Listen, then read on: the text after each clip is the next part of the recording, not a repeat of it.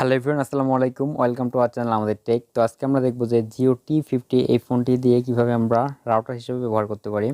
মূলত আমি যখন ফার্স্ট আমার ইউটিউব চ্যানেলটি শুরু করি তখন আমাদের কাছে দুটি ফোন ছিল। একটি হচ্ছে আপনার HTC Digit 10 Pro, আর একটা হচ্ছে জিও টি50।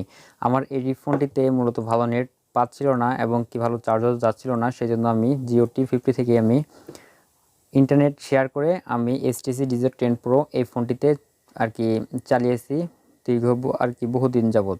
তো আর এই ফোনটির একটা অ্যাডভান্স হচ্ছে যে এটিতে অনলি 4G সাপোর্ট করে, অনলি 4G, অটো না কিন্তু অনলি 4G, সেই জন্য যে কোনো জায়গায় অনেক ভালো নেট সার্ভিস দিতে পারে। তো আমি তারপরে এই ফোনটি একবারে কাজ করতেছিল না, মানে যাচ্ছিল না কোনো প্রকার চালানো, তখন আমি একটা ফোন নিলাম গ্যালাক্সি F22, কিন্তু দেখা যাচ্ছে যে এই ফোনেও খুব একটা ভালো নেট পাচ্ছে না, বিকজ এটি হচ্ছে গ্রাম অঞ্চল, আর গ্রাম অঞ্চলে আমাদের এখানে মূলত কথা বলতেই সমস্যা হয়, আর নেট হবে কি ভালো।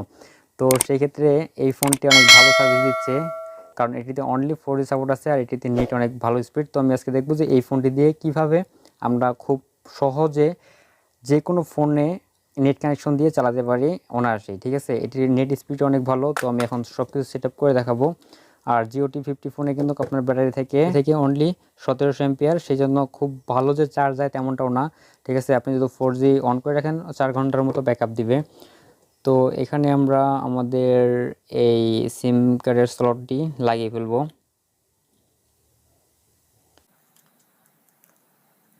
তো এটি আমার মূলত এর আগে অ্যান্ড্রয়েড ফোনে লাগানো ছিল, তো আমি আপনাদের দেখানোর জন্য আবার খুলে ফেললাম। তো জিও টি50 ফোনে কিন্তু আমার গ্রামীণ আর গ্রাম অঞ্চলে অনেক ভালো গ্রামীণ সার্ভিস দেয়, আপনারা হয়তো অনেকেই জানেন যারা নেট সমস্যায় থাকেন তারা। তো আমি সেজন্য গ্রামীণ সিমটি এখানে প্রবেশ করলাম আর ব্যাটারি লাগিয়ে আর কি ফোনটি আবারও চালু করে ফেলতেছি। তো অ্যাকচুয়ালি বেশিরভাগ ক্ষেত্রে রাতের সময় আমি সমস্যাটি বেশি হয়, কারণ আমি যেখানে শুয়ে থাকি সেখানে অনেক বাজে নেটের অবস্থা, আর আমার পাশেই মানে 4-5 হাত দূরে আর কি অনেক ভালো নেট পায়। তো আমি আমার এই ফোনে, আমার যে ফোনে ডাটা থাকে সেই ফোনে সিম স্লটটি লাগিয়ে আমি সিম্পলভাবে জাস্ট নেট কানেকশনটা অন করে হটস্পট চালু করে দিয়ে আর কি রেখে দিই, আর আমি শুয়ে শুয়ে ভালোই নেট চালাতে পারি। তো আপনারাও এইভাবে আর কি ট্রাই করে দেখতে পারেন, যে কোনো ফোনে এই আর কি এইভাবে সম্ভব যদি অ্যান্ড্রয়েড হয়, আর এই বাটন ফোনে সম্ভব। তো আমি দেখিয়ে দিচ্ছি যে এই বাটন ফোনে আপনারা কীভাবে করবেন। তো আমার সিম কিন্তু লাগানো হয়ে গেছে, গ্রামীণ একটা সিম। তো তারপরে আমরা চলে যাব সেটিংসে। ঠিক আছে, তো আমি একটু সেটিংসে আসি, জাস্ট অন করলাম, তো কাজ একটু স্লো করতেছে, এখনই ঠিক হয়ে যাবে। তো আমি সেটিংসে চলে আসলাম। সেটিংসে আসার পরে আমরা দেখতেছি নেটওয়ার্ক, মোবাইল নেটওয়ার্ক ডাটা। তো মোবাইল নেটওয়ার্ক ডাটার উপরে ক্লিক করলাম, তারপরে সিম কার্ডে ক্লিক করলাম। এখানে দেখেন যে নেটওয়ার্ক টাইপ কিন্তু অটোমেটিক দেওয়া আছে। ঠিক আছে, এখানে আমরা অটোমেটিকের জায়গায় অনলি 4G করে দিব। আর একটু ব্যাকে চলে আসে আমরা ডাটা কানেকশনটাও চালু করে দিব। ডাটা কানেকশনটা চালু করে দেওয়ার পরে আমরা এই যে এখানে দেখতে পাচ্ছি ইন্টারনেট শেয়ারিং, একটু নিচে আসলে দেখবো আমরা ইন্টারনেট শেয়ারিং। তো ইন্টারনেট শেয়ারিংয়ের এখানে আমরা হটস্পটটা সিম্পলভাবে অন করে দেবো। ঠিক আছে, তো এখন সব কিছু কেটে দিলাম। দেখেন আমাদের কিন্তু 4G পেয়ে গেছে, 4G।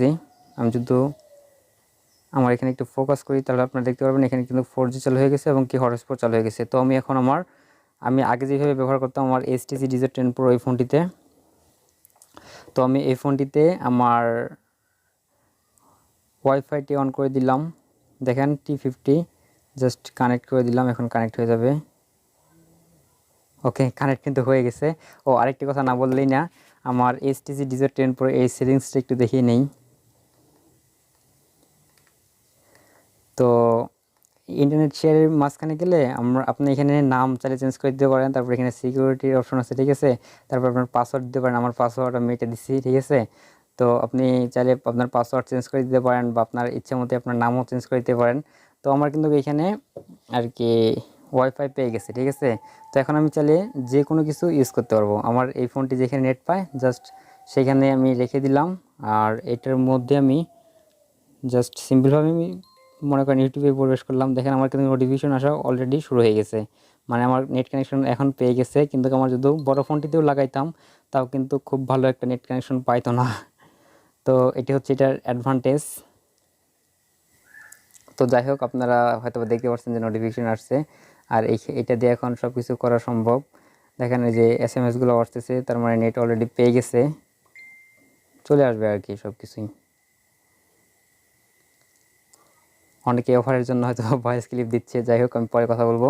তো অ্যাকচুয়ালি এইভাবেই আপনি আপনার জিও T50 ফোনটি দিয়ে অনায়াসেই যে কোনো ফোন, শুধু এই একটি ফোন না, আরও আদার্স আপনার যতগুলো ফোন ইচ্ছা আপনি ইউজ করতে পারেন, ঠিক আছে।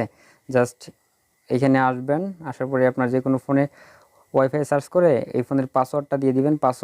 এই ফোনের পাসওয়ার্ডটা দেখার নিয়মটা আমি আরেকবার দেখাই দিই। জাস্ট সেটিং অপশনে যাবেন, যাওয়ার পরে এইখানে আসার পরে দেখবেন যে মোবাইল নেটওয়ার্ক টাইপ ডাটা, এখানে আপনারা অনলি 4G করে দেবেন। আরেকটা কথা বলে রাখা ভালো যে এখানে যদি আপনি অনলি 4G করে রাখেন সেই সময় কিন্তু আপনার ফোনে কোনো কল আসবে না। তো সেক্ষেত্রে আপনারা অটোমেটিকই ব্যবহার করতে পারেন, কিন্তু অটোমেটিক ব্যবহার করলে আপনি সেই রকম নেট স্পিড পাবেন না। সেই জন্য আপনার অনলি 4G দিতে হবে। আর অটোমেটিক দিলে আপনার ফোনে ফোনও আসবে এবং আপনি নেটও চালাতে পারবেন অনেক ভালো। আমি আর এই ফোনে খুব একটা ফোন আসে না, আর সেজন্য আমি এটা অনলি 4G দিয়ে রাখছি। তো আসলে বিষয়টি হচ্ছে এটি, ঠিক আছে। আর আপনারা যদি এটা ফোনের পাসওয়ার্ড দেখতে চান তাহলে এখান থেকে ব্যাক হয়ে আসবেন, আসার পরে আপনারা নিচে আসবেন, ঠিক আছে। নিচে আসার পরে দেখবেন এখানে ইন্টারনেট শেয়ারিং নামে একটা অপশন। তো ইন্টারনেট শেয়ারিং নামে অপশনটিতে এখানে হটস্পটটা অবশ্যই অন করে দেবেন। আর এখানে ডিভাইস নেম, ঠিক আছে, T50 এখানে যে এসে আপনি আপনার নামটা পরিবর্তন করে দিতে পারেন। তারপরে সিকিউরিটির এখানে দেখবেন পাসওয়ার্ড, ঠিক আছে। তো আপনার চাইলে আপনার পাসওয়ার্ডটাও পরিবর্তন করে দিতে পারেন, এবং কি আপনার এই পাসওয়ার্ডটা যদি আপনি এই ফোনের ওয়াইফাই কালেকশন দিয়ে আপনি দিয়ে দেন তাহলে এই ফোনটি কানেক্ট হয়ে যাবে, এবং কি অনেকগুলোই কিন্তু একসাথে ইউজ করতে পারবেন, ঠিক আছে। তো আজকের মতো এই পর্যন্তই। ভিডিওটি যদি ভালো লাগে তাহলে অবশ্যই ভিডিওটি দেখতে লাইক আর একটা কমেন্ট করে যেতে পারেন। তো ধন্যবাদ সবাইকে, আসসালামু আলাইকুম।